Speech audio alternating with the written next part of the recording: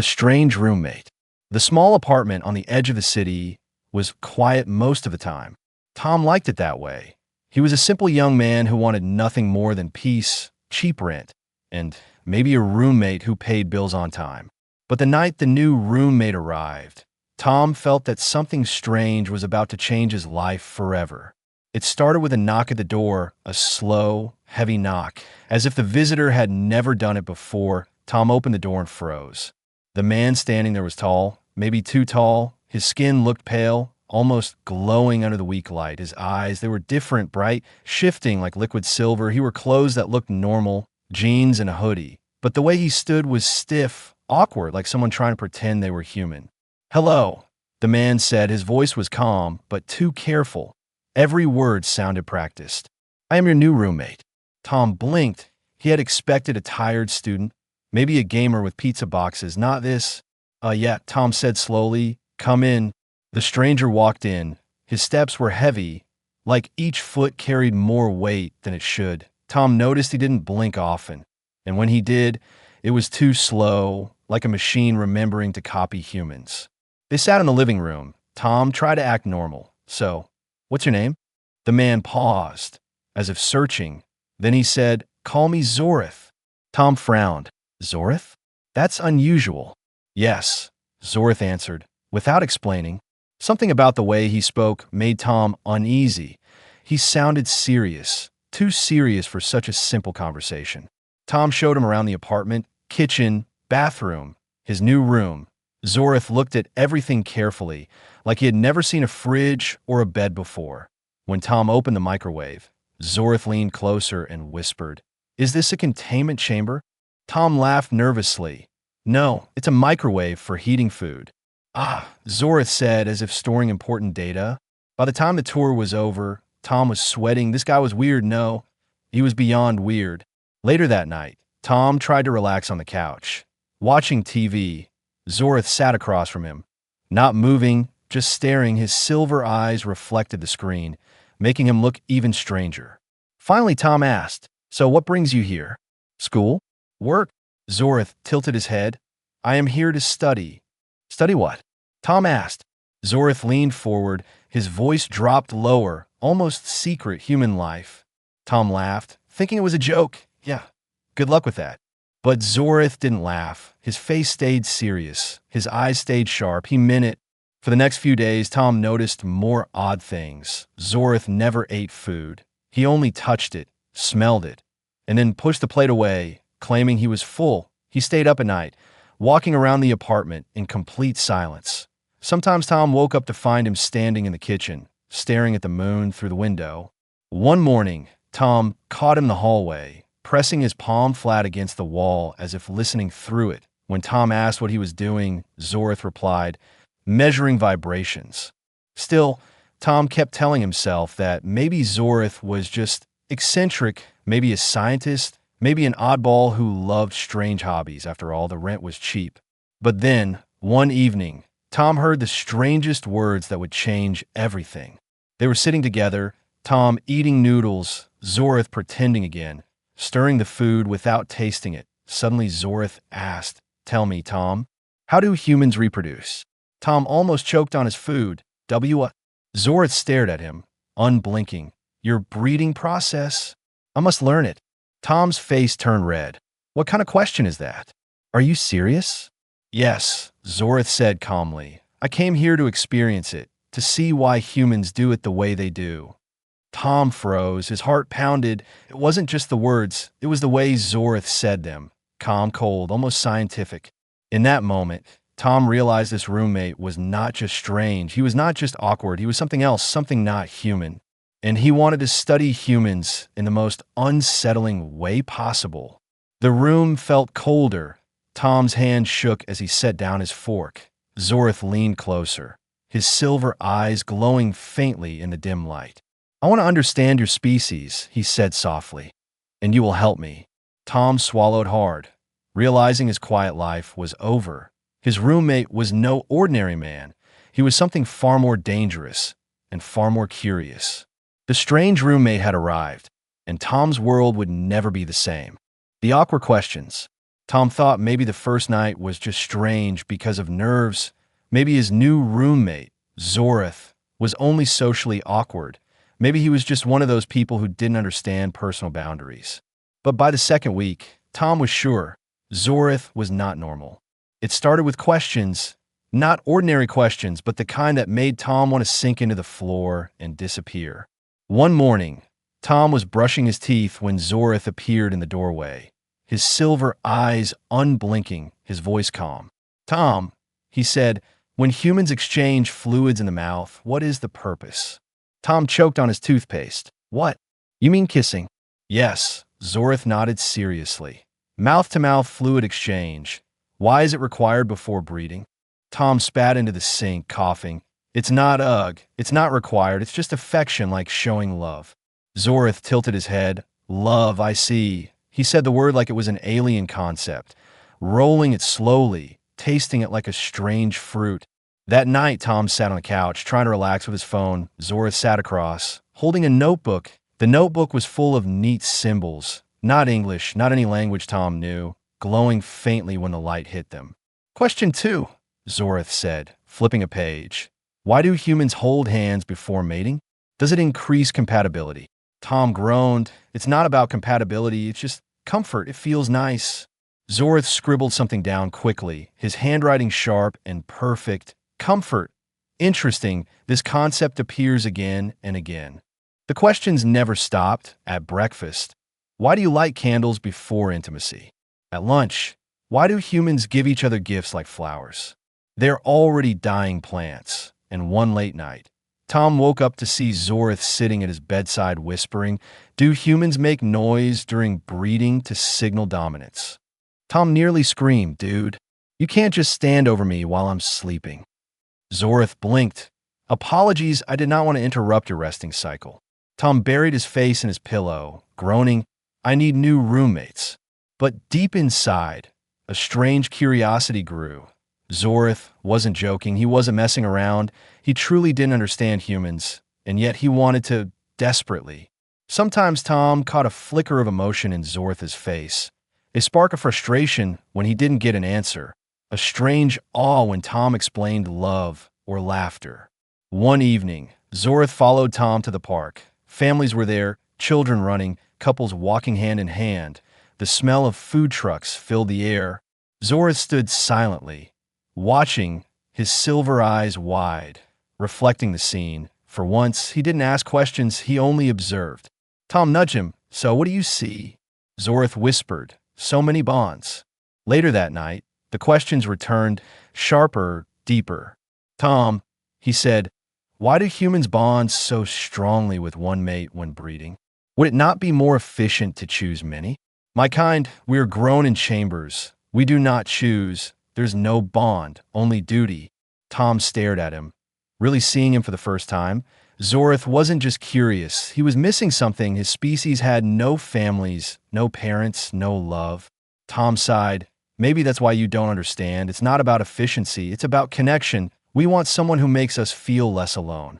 Zorith wrote the word slowly. Connection. His voice softened, as if it was new to him, precious.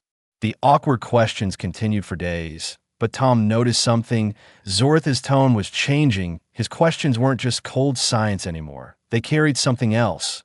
Longing, confusion, maybe even envy. One night, Zorith finally asked the question that made Tom's blood run cold. "Tom," he said quietly, "if I wanted to try this human breeding myself, would you teach me?" Tom dropped his drink, the cup shattering on the floor. He stared at his strange roommate, heart racing. Zorith's silver eyes glowed faintly, calm but curious, waiting. Tom realized then that the awkward questions were not just curiosity. They were preparation. Zorith wasn't just studying humans. He was planning something far more unsettling. And Tom had no idea how far his roommate was willing to go. The night air felt heavier. Silence stretched between them.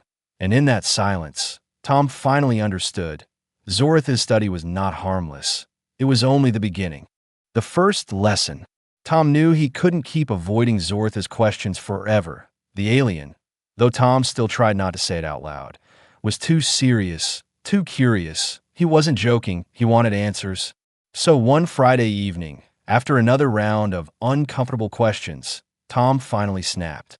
"Look, Zorith," he said, throwing his hands up. "You want to understand humans?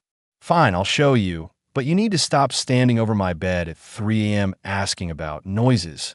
Zorith nodded as if Tom had just signed a peace treaty. His silver eyes gleamed with excitement. "Yes, show me." Tom regretted it instantly.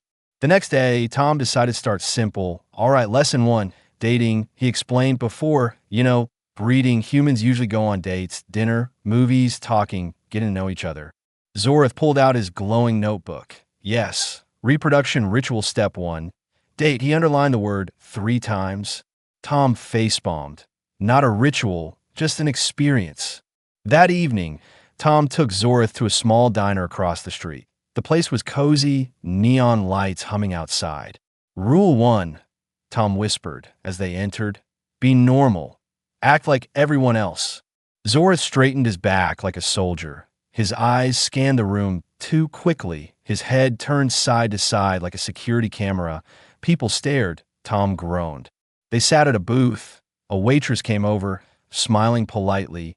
"What can I get you two tonight?" Tom ordered a burger. Zorith, after a pause, said, "I will have the same, and water, but boiling." The waitress blinked. "Boiling?" "Yes," Zorith said seriously. "I prefer my water alive." Tom kicked him under the table. "He means tea. He'll take tea."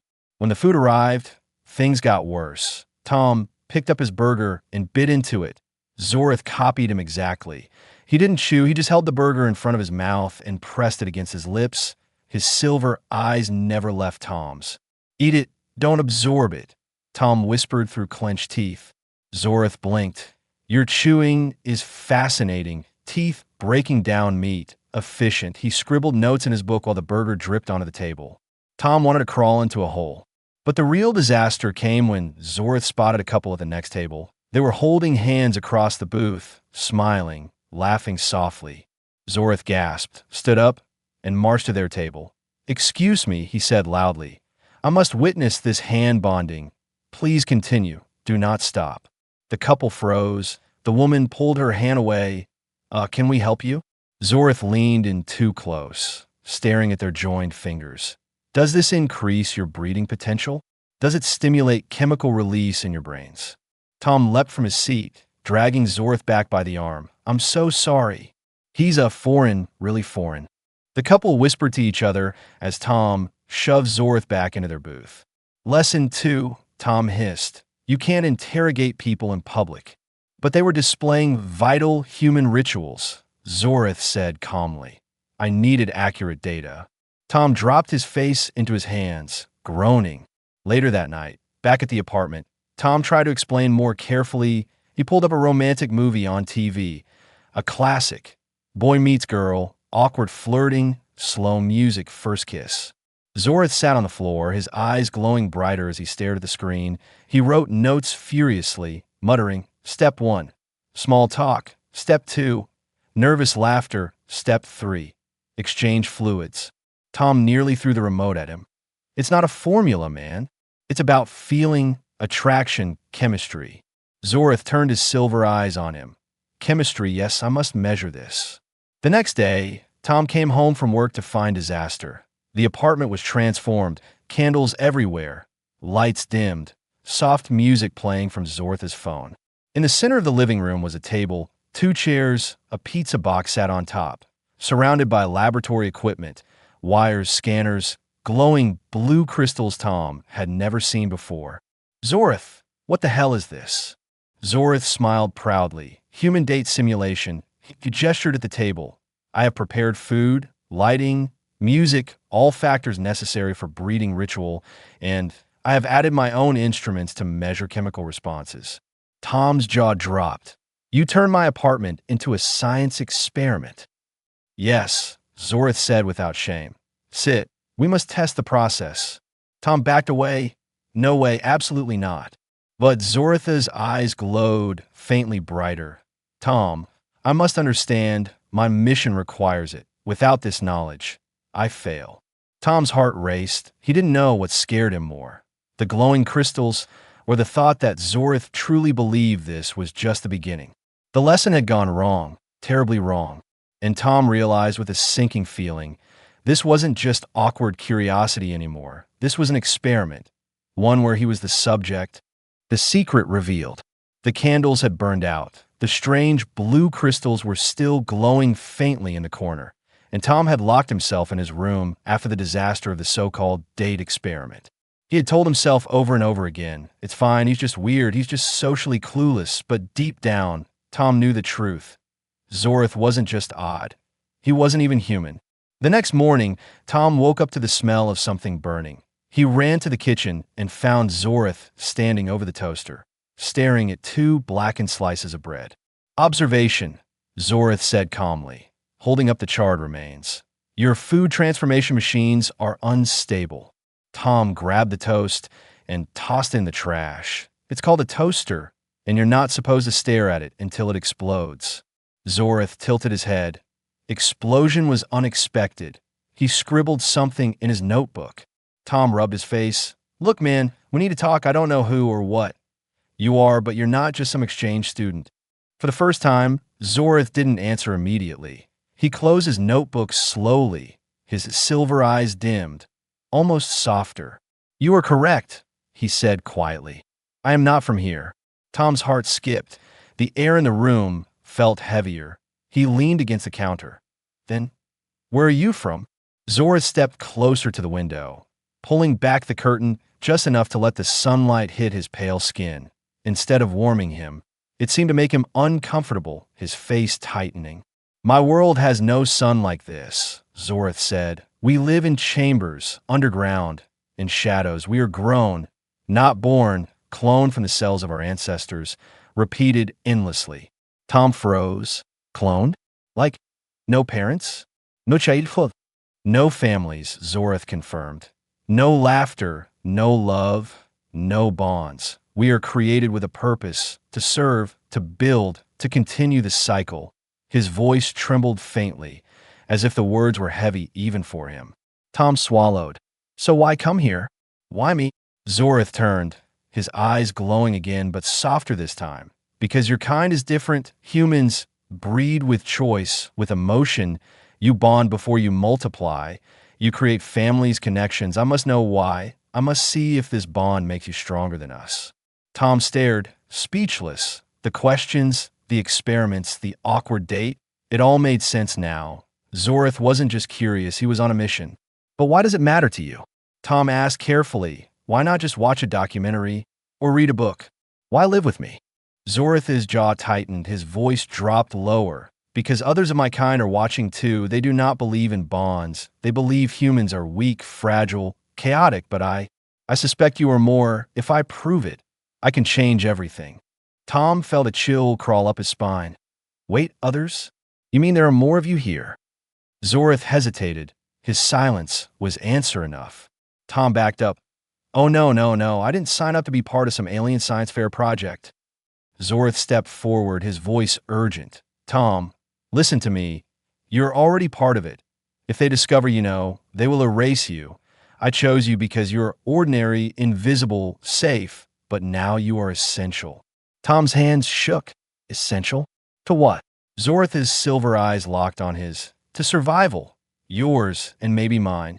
For a moment, the room was silent except for the faint hum of the glowing crystals. Tom's heart pounded. His mouth was dry.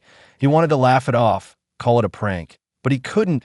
The truth was written in Zorith's eyes. Zorith stepped closer, lowering his voice even more. There's something else you must know. Tom swallowed hard. What now? Zorith glanced toward the window, scanning the sky as if checking for invisible watchers. Then he whispered, My people do not understand love. They see it as weakness, but after being here, watching you, watching families, I'm starting to think it is your greatest weapon. Tom blinked, stunned. He never thought of love as a weapon before, not until an alien said it.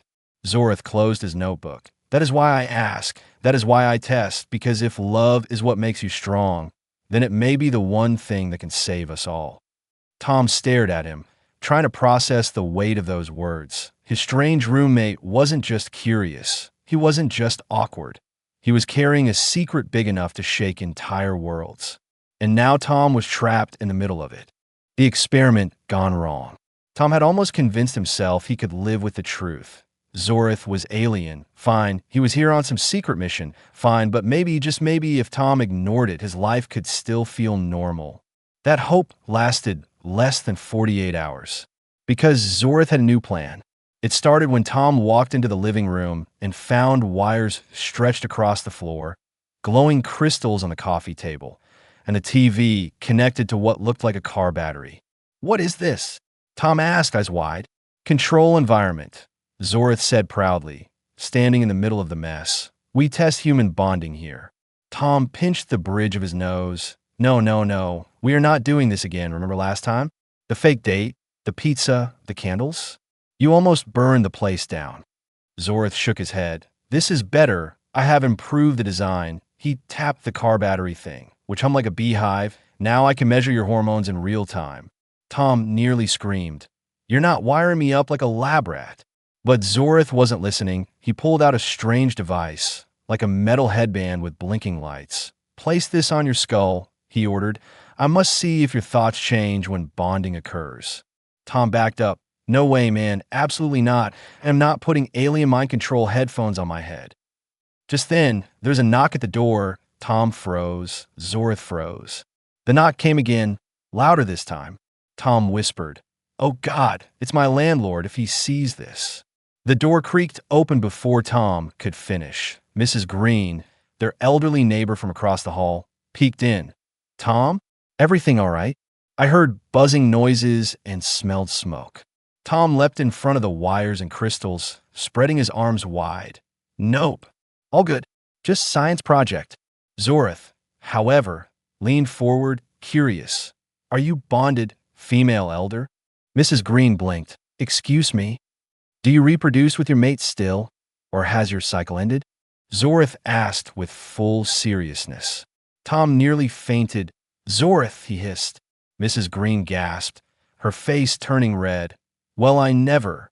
She stormed out, slamming the door, muttering about perverts and freaks. Tom grabbed Zorith by the hoodie, dragging him back. "You can't just ask people if they still reproduce." "But it is vital information," Zorith protested. "I need control group data." Before Tom could argue, the car battery device gave a loud pop. Sparks flew, the lights flickered, and a trail of smoke curled toward the ceiling. "Oh no!" Tom groaned. "What did you do now?" Zorith rushed to the machine, pressing buttons that weren't buttons. "The containment field is unstable." The glowing crystals pulsed, faster and brighter. A low humming sound filled the room, the kind of sound that made Tom's teeth ache. "Containment field?" Tom yelled. "What are you containing?" Zorith glanced at him, dead serious. "Energy from my world. I brought a sample." The crystals cracked, lights spilling out in jagged beams. A shockwave rattled the furniture. The TV fell over. Tom dove behind the couch.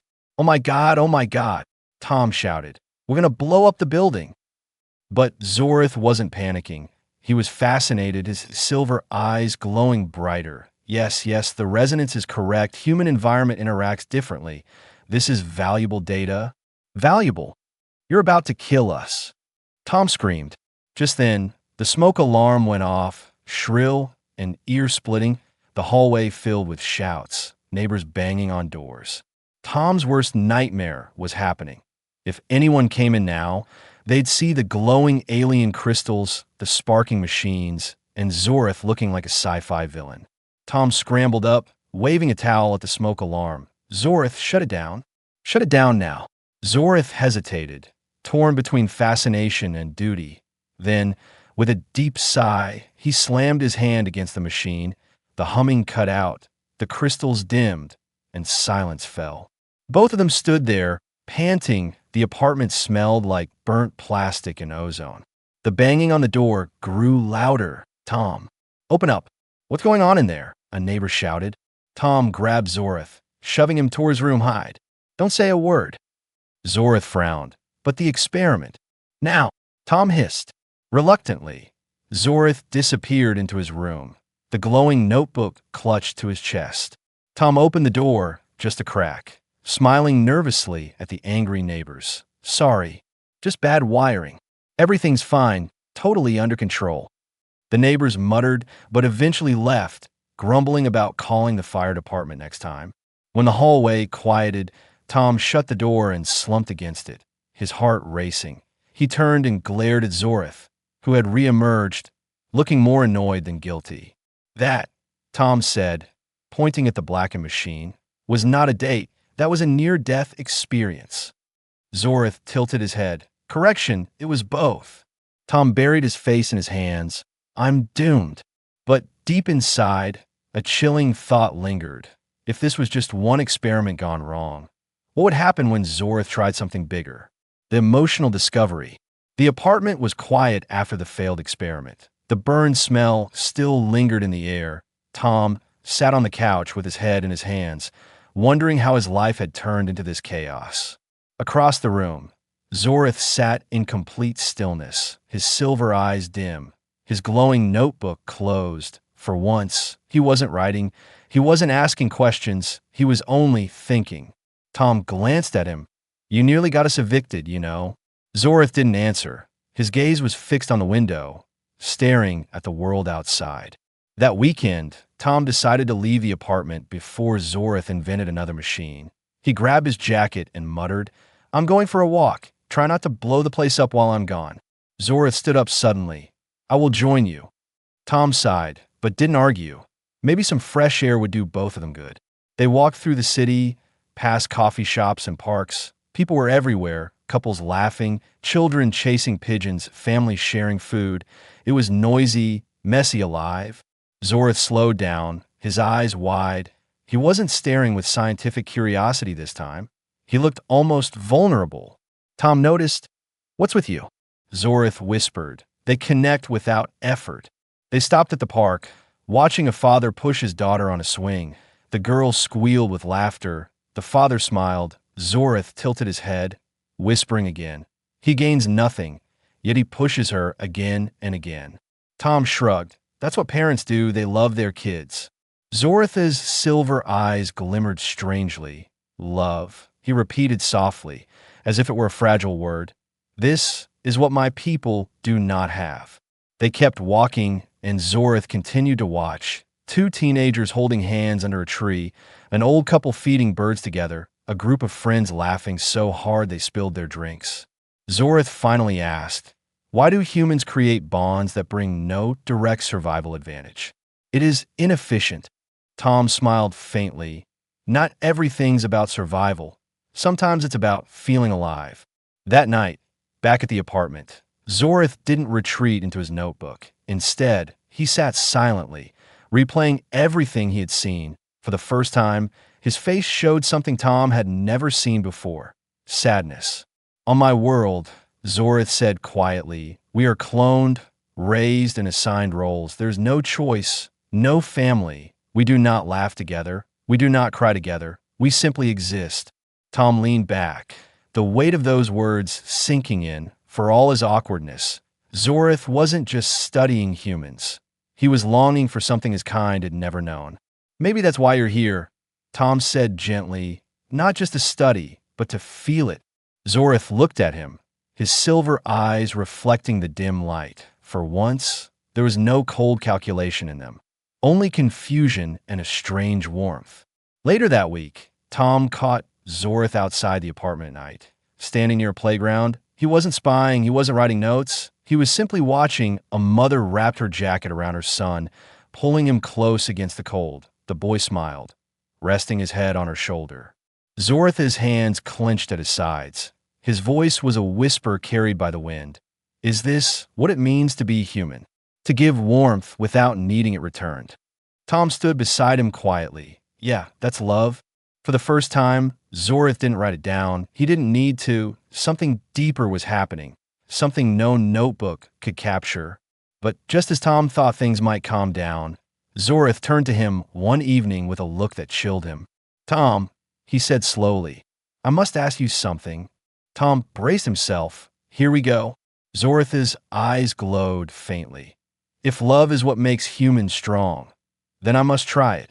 Tom nearly dropped his drink. Wait, what?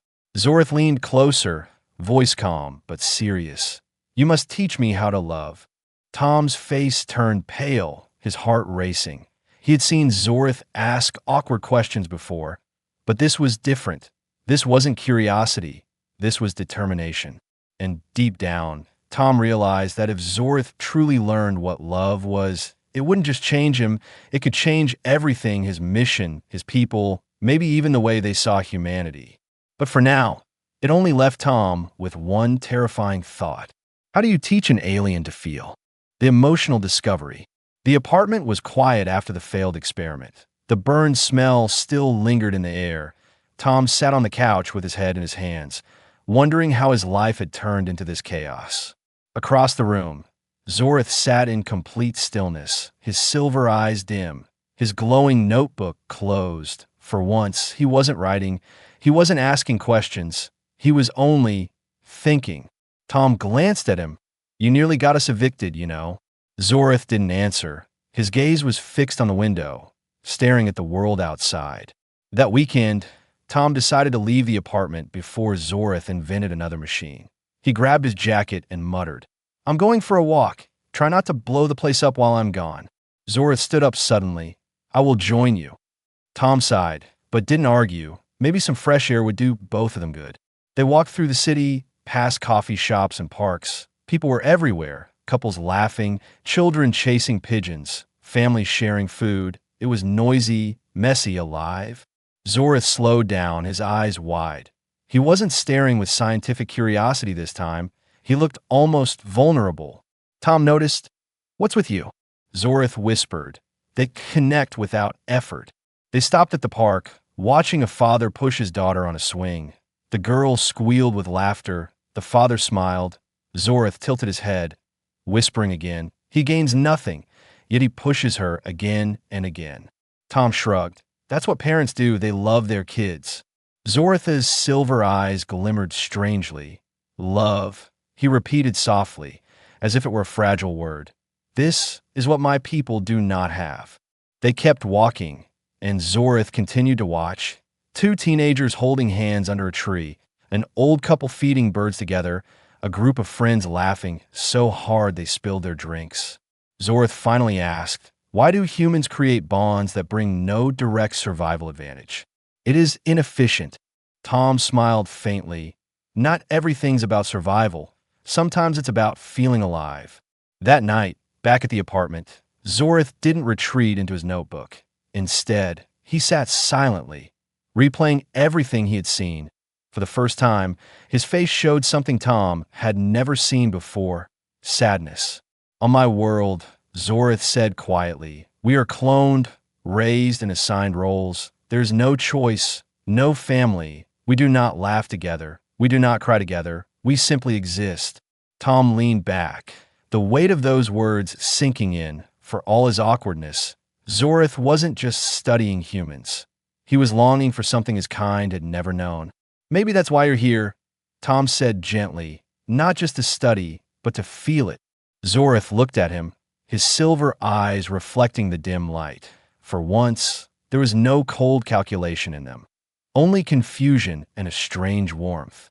Later that week, Tom caught Zorith outside the apartment at night. Standing near a playground, he wasn't spying, he wasn't writing notes, he was simply watching. A mother wrapped her jacket around her son, pulling him close against the cold. The boy smiled, resting his head on her shoulder.